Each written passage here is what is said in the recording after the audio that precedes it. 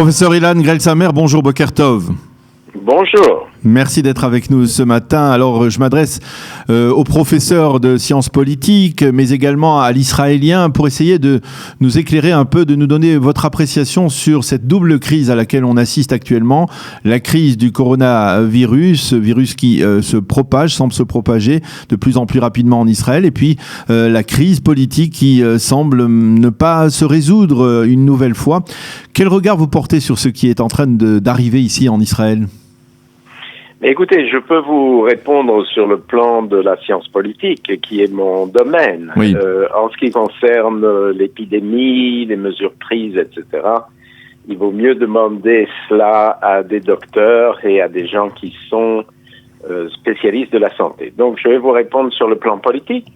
Je suis très inquiet d'une situation dans laquelle des mesures sont prises par le gouvernement, n'importe quel gouvernement, sans contrôle de corps intermédiaire, comme on dit en français.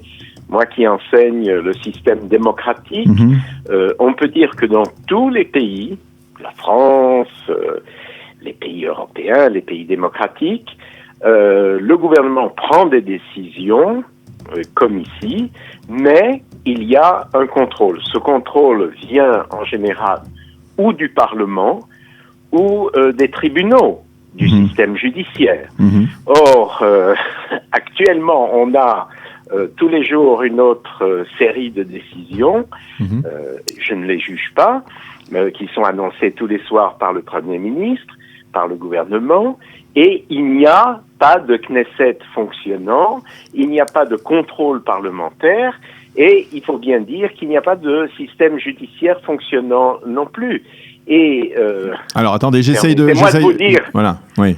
Là-dessus, il y a la question qui est responsable de ça, et il est évident au cours des jours derniers que c'est le gouvernement, le Likoud, qui est au pouvoir en Israël, qui fait tout pour empêcher que ces commissions de la Knesset se réunissent.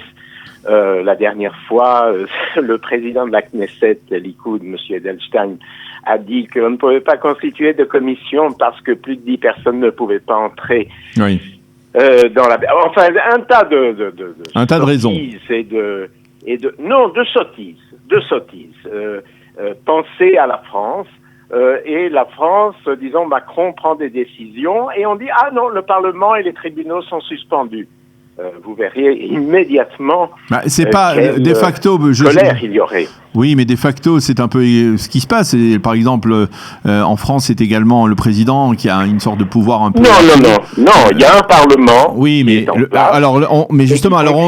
d'accord, c'est le résultat en fait de cette double crise dont je parle, c'est-à-dire de cette crise politique qui se prolonge depuis plus d'un an. Je voulais, en fait, vous me répondez effectivement sur les deux plans, puisque vous dites que quelque part, le Premier ministre prend des décisions sans contrôle. Or, je vous donne un exemple qui pourrait peut-être contredire, si je puis me permettre, professeur Ilan Grelsamer. Tout simplement, par exemple, cette décision du Premier ministre ou du gouvernement israélien qui a été prise avant-hier soir dans la nuit, de permettre, d'autoriser l'utilisation de technologies qui sont généralement utilisées par le Shin Bet israélien pour, on va dire, suivre des technologies de suivi via les téléphones portables en général, ce sont des suspects, ce sont des personnes suspectées de terrorisme, et dans le cas précis, ce sont des malades qui pourraient être suivis. J'ai entendu très clairement hier, par exemple, Ran Nizri à la radio israélienne, qui est l'adjoint du conseiller juridique du gouvernement, qui a dit que cette décision, elle avait été prise en étroite concertation de A à Z avec le conseiller juridique du gouvernement qui était présent pendant cette réunion du gouvernement, et avec lui également, et que tout a été validé, et que les personnes qui, par exemple, vont être chargées d'espionner, entre guillemets, le parcours des gens qui sont soupçonnés d'être malades pendant les 14 jours qui ont précédé la découverte de leur virus, eh bien, sont des gens qui ont été triés sur le volet en accord avec la justice israélienne, en accord avec le conseiller juridique. Donc finalement, il y a tout de même un contrôle, même s'il n'y a pas obligatoirement le contrôle de la Knesset. La Knesset, elle ne fonctionne pas depuis un an, c'est pas depuis hier. Alors Daniel, je ne prendrai pas un cas particulier, parce que là, vous m'amenez un cas. Oui, mais c'est important parce que... Non. Dans un système démocratique, dans tout système démocratique, ça ne veut pas dire qu'il n'y a pas de contrôle de qui que ce soit, mais il faut qu'il y ait un contrôle parlementaire. L'essence même de la démocratie, c'est depuis toujours, depuis la Révolution française et même avant la Révolution anglaise, le contrôle du Parlement sur le roi, le contrôle de ce corps qui est élu par les gens. Par conséquent, je dirais que le plus urgent, à part de lutter contre le virus, c'est aujourd'hui même, je dirais, de constituer les commissions de base de la Knesset qui soient simplement tenues au courant et qui puissent dire ça c'est bien, ça c'est pas bien, etc. On ne peut pas, Daniel, être dans un système démocratique en disant simplement, regardez cette décision-là, le conseiller juridique du gouvernement a dit que c'était bien. Non, c'est pas de ça qu'il s'agit. C'est pas de ça qu'il s'agit. Laissez Mandelblit de côté. C'est la question du contrôle parlementaire. Alors, je vous pose la question. Judiciaire. Alors, je vais affûter ma question. Est-ce que vous pensez que dans la conjoncture actuelle, alors qu'il y a 58 députés dans un bloc, 61 de l'autre, et que même ces 61 ne sont pas des députés qui lèveront la main pour former un gouvernement en faveur de Benny Gantz, est-ce que vous pensez qu'il est logique, par exemple, qu'il y ait une parité dans les commissions actuellement et que, effectivement, ces commissions se forment et qu'elles puissent répondre aux besoins, par exemple, la commission des finances, qui puisse verser des allocations à tous les millions d'Israéliens qui sont aujourd'hui au chômage ou les centaines de milliers qui sont au chômage, mais qu'il y ait une forme de parité, qu'on n'en profite pas pour avoir avec ces 3 petits députés, alors que le gouvernement n'est pas formé, une sorte d'avantage pour faire voter d'autres projets qui sont, on va dire, d'ordre purement politique, qui n'ont rien à voir avec la crise du corona. Alors, moi je prendrais les choses par l'autre bout. Je dirais qu'il est impératif de constituer des commissions parlementaires aujourd'hui même, que le détail de savoir si l'un a 5 et l'autre a 6 dans une commission est un détail que les deux blocs, les deux partis de gauche et de droite doivent négocier et ils doivent arriver aujourd'hui même à une solution, quelle que soit cette solution, mais la chose importante du point de vue démocratique, c'est qu'il y ait un contrôle parlementaire. Peut-être que les parlementaires, ces commissions diront « c'est parfait, les décisions sont excellentes », mais peut-être que, regardez, une décision comme celle du ministère de la Santé, de déplacer tous ces rescapés de la Shoah pour mettre à leur place, dans leur bête à bottes, dans leur maison de retraite, des malades du corona, qui est une décision tout à fait scandaleuse du ministère de la Santé. On n'a pas vraiment entendu. J'imagine qu'une commission parlementaire dirait au ministère de la Santé, écoutez, tout le reste très bien, mais ça, non. D'accord. Donc, c'est ce qu'on appelle un contrôle parlementaire en démocratie et un contrôle judiciaire, parce qu'on ne peut pas supporter pendant longtemps que les tribunaux soient suspendus. Ça n'existe pas non plus. Et je fais remarquer à vos auditeurs qu'il n'y a pas de pays européen touché par le corona, comme ils le sont pratiquement tous, qui ait suspendu totalement l'activité des tribunaux. Il y en a qui ont dit ça sera sans public, les 3 juges seront là avec l'accusé et les 2 mais là encore, il n'y a pas de suspension. Il n'y a pas de suspension du système judiciaire dans quelques pays démocratiques touchés par le corona. Alors là aussi, j'ai fait une vérification concernant le système judiciaire, parce que vous faites allusion à la décision du ministre de la Justice, Amir Ohana, de geler, on va dire, l'activité du système juridique en Israël. Sans contrôle parlementaire. Oui, alors sans contrôle parlementaire, mais il s'avère que ce sont les responsables de la justice, enfin les juges eux-mêmes, qui ont demandé des éclaircissements et qui ont dit que dans la situation actuelle, eh bien, ils ne voulaient pas risquer d'être confrontés au coronavirus dans les tribunaux, dans les salles de tribunal, et qu'ils voulaient donc, d'une certaine manière, au maximum limiter leur activité. Mais ce n'est pas une décision politique d'Amir Ohana. Ce n'est pas un argument parce que ce que vous dites, c'est les gens eux-mêmes vont décider. Alors regardez, par exemple, les pharmacies sont ouvertes, heureusement, parce que les gens ont besoin d'acheter des médicaments. Ah non, alors une pharmacie va dire non, moi j'ai peur du corona, je ferme. Qu'est-ce que ça veut dire? Les juges ont décidé de ne plus siéger. J'ai entendu Aujourd'hui, il est interdit de rassembler plus de 10 personnes qui doivent en plus se tenir à 2 mètres l'un de l'autre. Oui. Mais c'est tout à fait réalisable.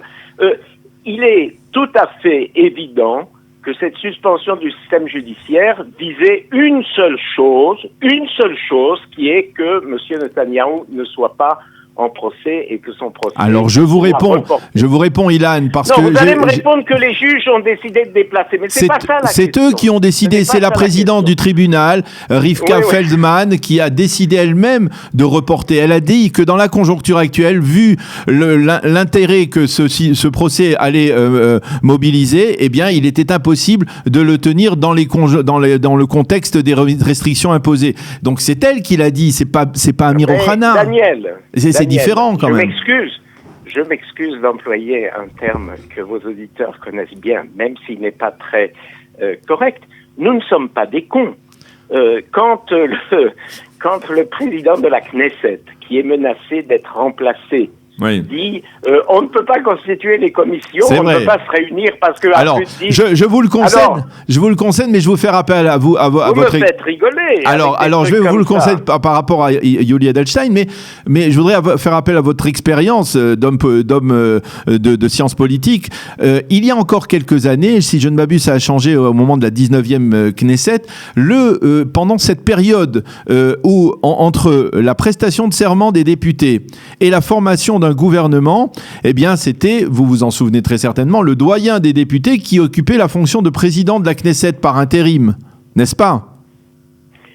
Et bon, de toute façon, c'est très possible. Non, c'est pas très possible, c'était comme ça. Et donc, à l'époque, la question que je vous pose... Le doyen, il siège à la place, à la place du président.